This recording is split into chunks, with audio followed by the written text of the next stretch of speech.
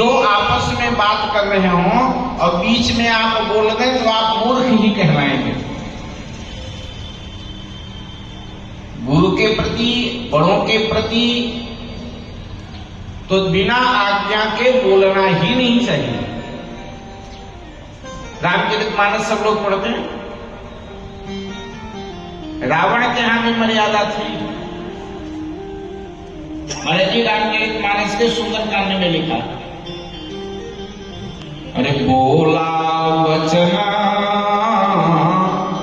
पाई अनुशासन। राक्षसों के यहां भी मर्यादा थी कि जब आज्ञा मिले तब बोलो, बीच में मत बोलो। कितनी भी महत्वपूर्ण बात हो,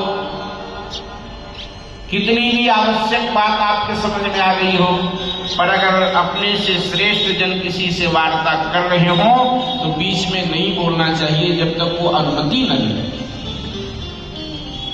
मर्यादा तो ये है कि वो अगर सभा में बैठे हैं और आप प्रवेश करना चाहते हैं तो पहले अनुमति मांगें कि हम अंदर आए कि ना आए।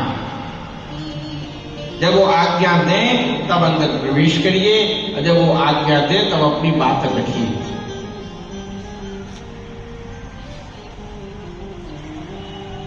बहुत से लोग भोजन करते समय भी प्रणाम कर लेते हैं। गुरु जी प्रसाद पा रहे हैं और प्रणाम कर लेते, माला जप रहे हैं और प्रणाम कर लेते। और प्रणाम कहां से करते हैं? घुटना छू के। एक दिन मैंने निवेदन किया था कि प्रणाम कैसे करना चाहिए इसका भी विवेक होना चाहिए।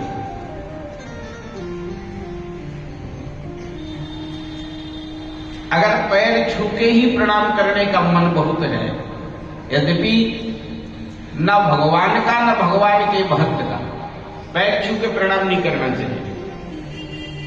मूर्ति का भी स्पर्श करके प्रणाम करना शास्त्र में निषिद्ध है और गुरु का भी पैर छू करके प्रणाम करना शास्त्र में निषिद्ध है। उचित तो यह है अपना मस्तक उनके चरणों के सामने रख दो और कहो मैं आपको प्रणाम करता हूं। ये प्रणाम की सही विधि है। देखो उत्कृष्ट विधि तो ये है कि साष्टांग भगवान के चरणों में लेट जाओ। पाहि नाथ कहि पाहि गोसाई और भूतल पर्यो लपुट की नहीं। माताओं को लेटना वर्जित है, माताओं को पृथ्वी पर लेटना नहीं चाहिए। इसलिए माताएं तो केवल सिर झुका दें, यही उनका प्रणाम मान लिया जाएगा। माथा अपना भूमि में रख दें, प्रणाम हो गया। और मान लीजिए शरीर झुकने लायक नहीं है तो आप हाथ जोड़ के अपना सिर झुका दें, लेकिन घुटना छू के प्रणाम न करें, क्योंकि घुटने में ही पाप रहता है। तो घुटना छू करके पाप कमा रहे हो आप। हम तो बहुत लोगों को देखे यूं ऐसे हाथ करते हैं, यूं ऐसे करते। ये बहुत गलत बात है। इसलिए गुरुजनों के प्रति हमारा कैसा व्यवहार होना चाहिए, रामचरितमानस की पंक्ति पढ़ करके इस बात को पूरा करके मैं 12वें अध्याय में प्रवेश लेता हूं। आज शेष श्लोकों का चिंतन कर देना है। 2-3 श्लोक ही बचे हैं।